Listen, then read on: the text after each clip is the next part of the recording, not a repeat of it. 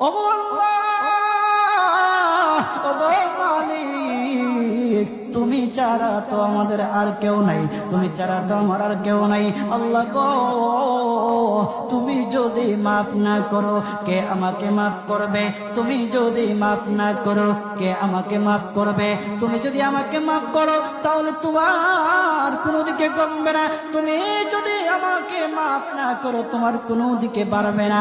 আল্লাহ গো, তুমি আমাকে মাফ করে দাও। সারাটা জীবন অন্যায় কাজ করেছি, সারাটা জীবন নাফরমানি করেছি, আমার কাছে কালেমার দাওয়াত কম আসে নাই, আমার কাছে কালেমার দাওয়াত কম আসে নাই, আমাকে লোকেরা কম বোঝায় নাই। ওগো আল্লাহ, তুমি আমাকে মাফ করে দাও।